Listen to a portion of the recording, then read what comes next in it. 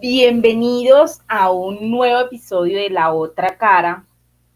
Ya ustedes saben, o quienes no lo saben, este programa se transmite de lunes a viernes a través del canal de YouTube de Contrapoder 3.0 a las 7 p.m. hora colombiana. Bueno, en este país todos los días amanecemos con escándalos nuevos, declaraciones nuevas, enredos, presuntos actos de corrupción, bueno, en fin. Hoy el tema central es la investigación que realizó RCN Noticias sobre lo que ya todos los colombianos sabíamos de la corrupción en el sistema electoral y todo lo que hay detrás de eso. Ese es el tema central de hoy, pero antes de abordarlo, quisiera tocar otro tema que ha causado gran revuelo en el país y son las declaraciones de la señora Aida Merlano, quien según ayer declaró, dijo que los Gerlain le habían dado a la campaña de Iván Duque 6.000 millones de pesos para compra de votos.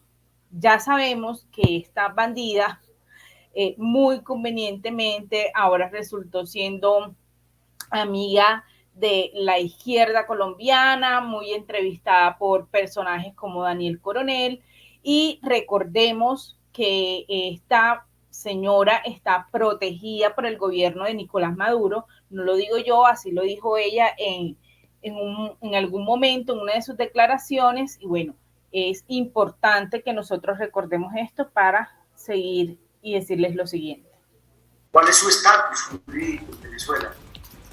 Yo en este momento, como le dije, me encuentro de una manera privada de la libertad porque estoy de alguna manera protegida por el gobierno y también privada de la libertad esperando que las relaciones entre los dos países se restauren, es decir, que las relaciones diplomáticas se restauren y el presidente Iván Duque solicite mi extradición formal. Bueno, ya la escuchamos. Este personaje está protegido por el dictador, por el tirano Nicolás Maduro, y hoy o ayer, casualmente, sale con unas declaraciones a pocos días de las elecciones a la presidencia, a la primera vuelta en Colombia, diciendo que le entregó 6.000 millones a la campaña de Iván Duque. Es algo un tanto absurdo porque las cuentas de ese entonces de la campaña de Iván Duque han sido sometidas a un escrutinio riguroso por parte de varios entes y no han encontrado nada, es decir, esos supuestos 6.000 millones que pactaron entre bandidos nunca llegaron a la campaña de Iván Duque y bueno, sería muy oportuno que esos bandidos de pronto resuelvan sus problemas, pero lo importante es que la campaña del presidente Iván Duque fue una campaña totalmente transparente, sus dineros fueron recibidos con total transparencia en el marco de la normativa del país. Y bueno, esto es importante porque nosotros estamos viendo cómo de alguna forma el aparato judicial del país en víspera de las elecciones está llamando a declarar, está emitiendo decisiones que de alguna manera pueden llegar a interferir o a realizar algún tipo de injerencia en las elecciones próximas que tenemos en el país.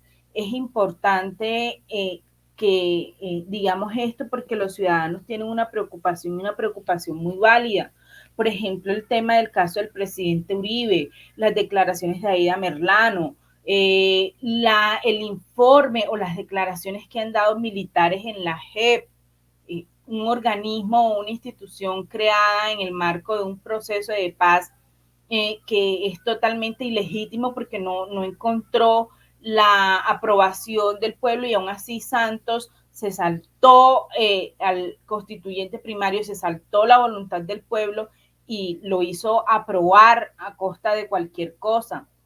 Y eso hemos visto y seguramente en los próximos días vamos a ver otro tipo de montajes de decisiones judiciales, de decisiones por parte de la Fiscalía, de jueces, que buscan de alguna forma entorpecer un poco el libre desarrollo de las elecciones y que los ciudadanos de una u otra forma vayan a las urnas a votar de forma libre, espontánea, por el proyecto que ellos más consideren que es adecuado para Colombia. Esto es lo que siempre vemos nosotros cada 4 años en el país. Lo vimos también con el proceso de Luis Alfredo Ramos, que cada 4 años anunciaban y daban campanazos de que lo iban a condenar.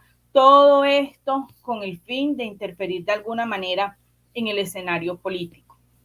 Ahora, en cuanto a lo que nos convoca, nosotros debemos de recordar que las pasadas elecciones al Congreso estuvieron plagadas de una cantidad de irregularidades, de denuncias por parte de partidos como el Centro Democrático, donde se exponía de alguna forma que habían presuntos casos de corrupción a ciudadanos que iban y depositar o fueron y depositaron el voto. Después, cuando ingresaron al sistema, a esa mesa, no les aparecía el voto, y no estamos hablando que fue un tema de 1 o 2 ciudadanos o de una ciudad X, sino que fue en todo el territorio nacional una queja constante por parte de quienes ese día participaron en las elecciones. El registrador en algún momento dijo que iba a haber un reconteo de los votos, y luego salió y dijo que no. El Centro Democrático fue un partido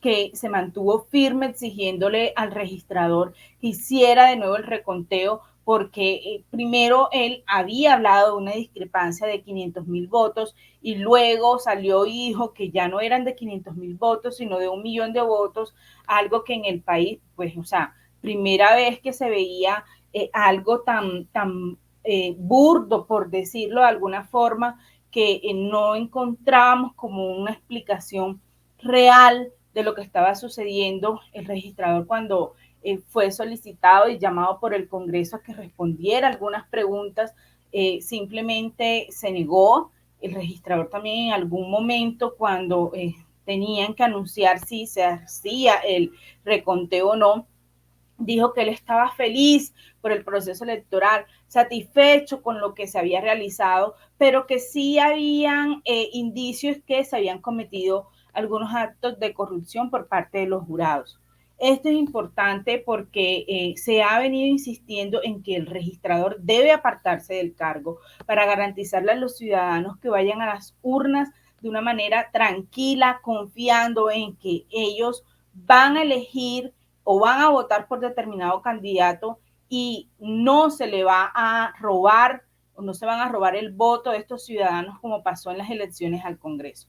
Vamos a recordar lo que en ese momento sucedió con Alexander Vega y lo que dijo la senadora Paloma Valencia, una de las senadoras que ha cuestionado con una vehemencia a este registrador, y que bueno, finalmente él no dio la cara, y hoy el país sigue en una incertidumbre total porque este señor sigue atornillado a su poder, a los amperas, aquí estoy, aquí me quedo, y miren todo lo que se va descubriendo antes de llegar a la primera vuelta. Entonces los ciudadanos vamos a llegar definitivamente desconfiando de nuestro sistema, y bueno, desconfiando también de que a Gustavo Petro de forma mágica le terminen apareciendo unos cuantos voticos más, como sucedió en el Congreso, donde finalmente el señor terminó con un par de curules más con este cuento del conteo.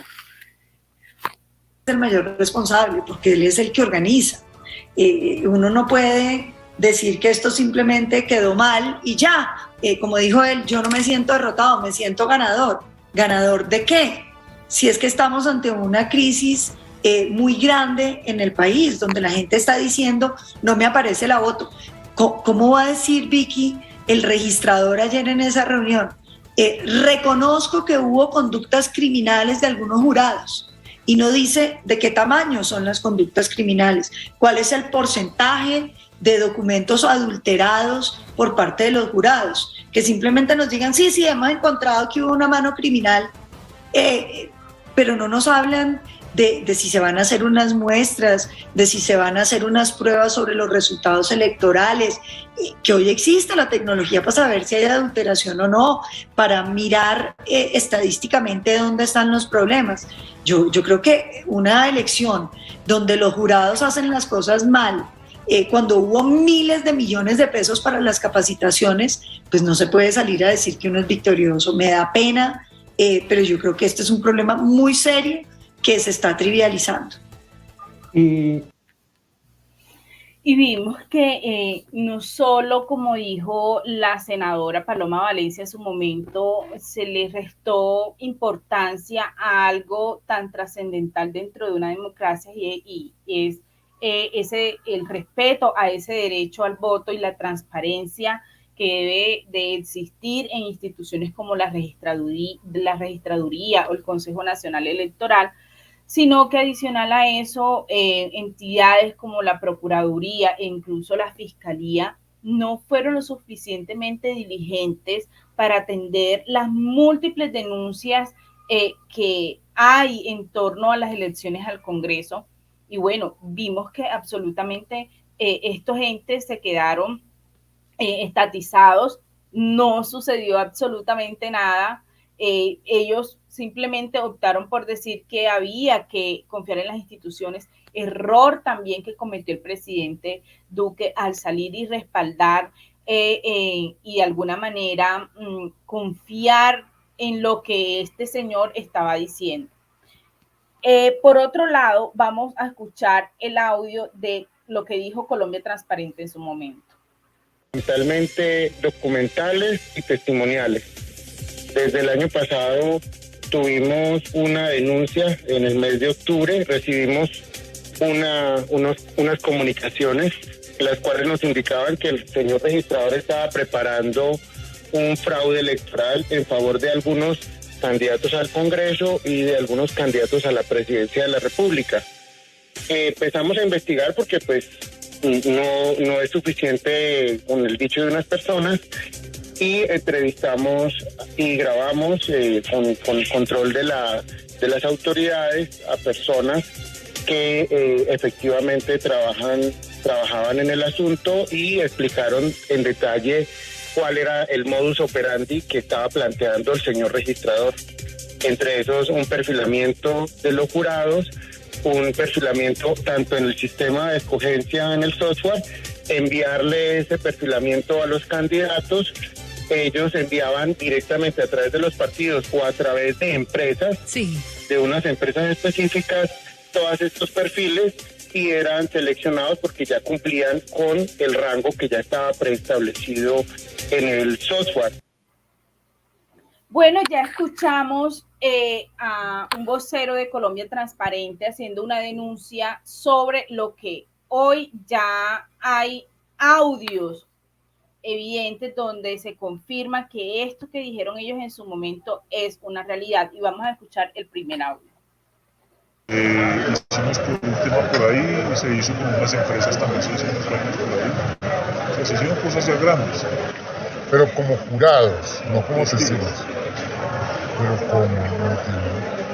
Porque una cosa son los jurados. No, eso no. Los jurados en mi meta, pues, nosotros que hicimos, bajamos el tope de profesional a técnico, porque usted sabe que un jurado no todos son profesionales. Y se baja y se suben a la nube solo técnicos, por ejemplo. Esto se puede hacer. Y entonces el software los escoge a ellos por el perfil y por la edad. Los testigos, como se hizo, también se hizo con unas empresas y ya hay unos listados, metimos que presumir. Bueno, en el audio que nosotros acabamos de escuchar, esta persona dice o describe de alguna manera lo que supuestamente hacen o hicieron con los jurados de votación. Hablan de un cambio en el perfil, en los requisitos para la elección en el software, y el hombre dice o habla de algo como de la nube y que dice que ahí se subieron y bueno, que así hicieron en el meta.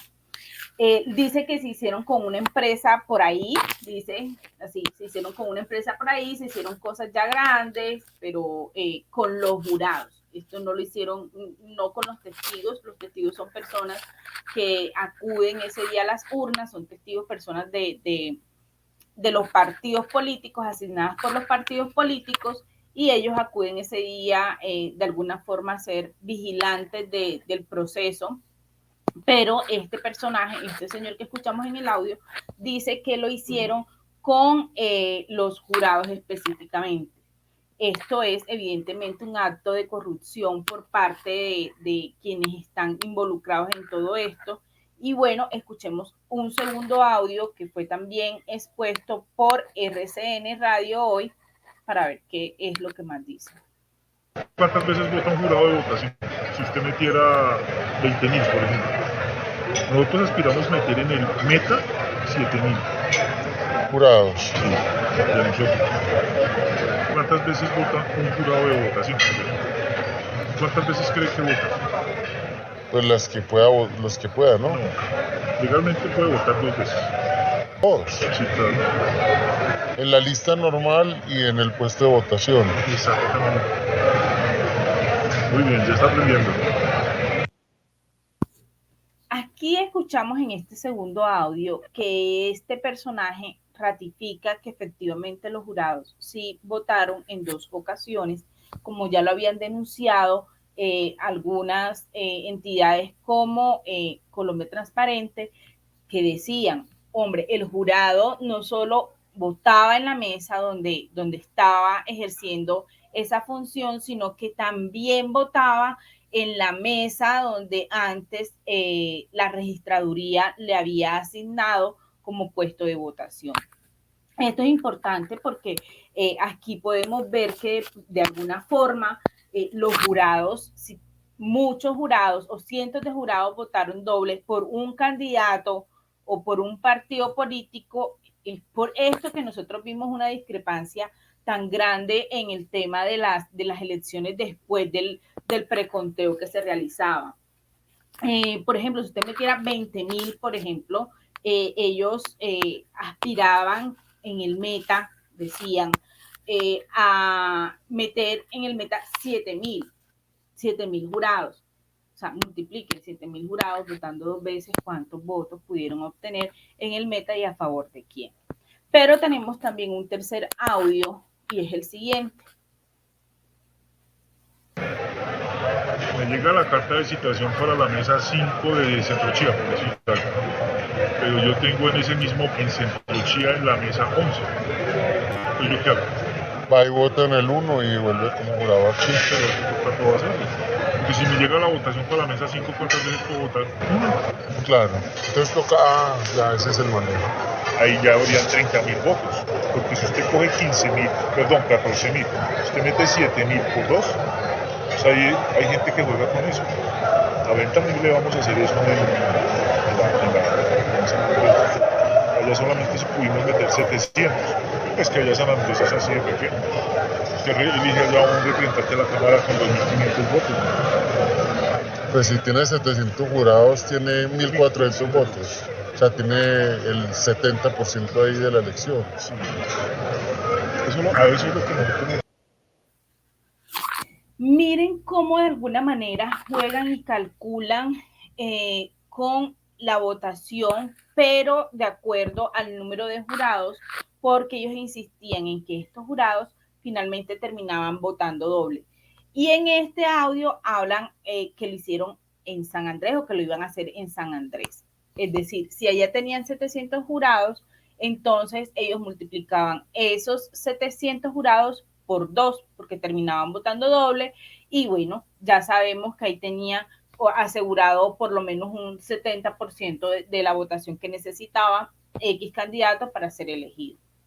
Esto es importante porque adicional, hay miles de millones de pesos que se dieron para la vigilancia de las próximas elecciones, para que haya transparencia con todo este tema del software. Y bueno, nosotros nos preguntamos de qué vale que le hayan inyectado todo ese dinero a estas nuevas elecciones a la presidencia, si en realidad a los colombianos no nos han dado respuestas claras sobre lo que sucedió en las elecciones al Congreso. Y aquí hay denuncias reales, testimonios, y bueno, hay evidencia que está a la luz de todos los colombianos, y es la discrepancia por 1 millón de votos que aparecieron así de la nada, y que un gran porcentaje de esa votación fue asignada a el señor Gustavo Petro o a su partido, el Pacto Histórico. Hay temor en el país, no hay confianza en que Alexander Vega siga en la cabeza de la registraduría. Aquí tenemos la evidencia de una corrupción gigantesca en torno a las elecciones del Congreso. Evidentemente, aquí las autoridades no han hecho nada, y pese a que estos audios hoy circulan en el país ante la opinión pública, la Fiscalía, la Procuraduría, los entes de control no se han pronunciado como de pronto lo hacen en otros temas, que inmediatamente abren noticia criminal para investigar hechos, en esta ocasión en algo tan riesgoso como lo es la violación del voto, de la voluntad popular, la violación del derecho que tenemos los colombianos a elegir a quien queramos, y no que nos lo imponga un ente o un personaje afín a X candidato, a X partido político. Este es el panorama en Colombia. Yo realmente dudo muchísimo que el señor Alexander Vega se haga a un lado, porque como lo dije al inicio, ahí está atornillado. También dudo de las instituciones del país. Yo dudo que se aparte a este personaje de la cabeza de la registraduría. Si no lo hicieron antes, yo no creo que lo hagan ahora. Pero lo que sí es cierto es que nosotros posiblemente el 29 de mayo nos acostemos teniendo a alguien como ganador o como a dos candidatos como ganadores de la primera vuelta, y nos acostemos quizás de pronto teniendo un ganador absoluto en esta contienda electoral. Este es el triste panorama de Colombia. Yo siento que Colombia a veces duele, y que aquí todos los días suceden más cosas que lo dejan a uno pensando sobre hacia dónde va el país, sobre las instituciones, sobre qué en realidad podemos hacer los ciudadanos para cambiar este escenario de corrupción, este escenario lleno de tantas trampas, de tantas dudas que nadie resuelve. Aquí se han sacado tendencias a través de redes sociales, se han elevado derechos de petición como los que ha realizado el expresidente Andrés Pastrana, que por supuesto hoy también se dio la noticia que está pidiendo que encarcelen a Alexander Vega por desacato. No cumplió una orden de responder un derecho de petición que él le envió. Y esto es lo que sucede en el país. Un país donde las instituciones parece que estuvieran al servicio de los que le hacen daño a los ciudadanos y a la democracia, y no que funcionan o no funcionan como salvaguarda en realidad de los derechos fundamentales de nosotros. Instituciones que están al servicio de ideologías, de partidos, y que terminan haciéndole el juego a ellos sin importar lo que esto signifique para el futuro del país. Esta es la realidad que nosotros hoy tenemos en Colombia, lamentable, desesperanzadora, porque como lo dije, nosotros definitivamente no sabemos qué va a pasar en las próximas elecciones, ante tantas dudas en torno a nuestro sistema electoral, en torno a lo que realizan en la registraduría, el papel que juegan los jurados, y los testigos electorales finalmente no pueden trascender a lo que les es permitido, que es elevar reclamaciones o este tipo de cosas mínimas, si nos damos cuenta, que ellos pueden hacer el día de las elecciones en el país. Yo espero que el presidente Iván Duque tome algún tipo de medida o eleve algún tipo de solicitud para que definitivamente Alexander Vega se separe de su lugar, de ese lugar, y puedan los colombianos asistir a las urnas con tranquilidad. Preocupa el panorama, preocupan los audios que acabamos de escuchar, y preocupa todo lo que está sucediendo previo a la primera vuelta de las elecciones del país. Esta es la otra cara. Seguro mañana estaremos con algo nuevo del panorama del país. Yo espero que las noticias mejoren un poco, porque en realidad han sido desalentadoras estos últimos días.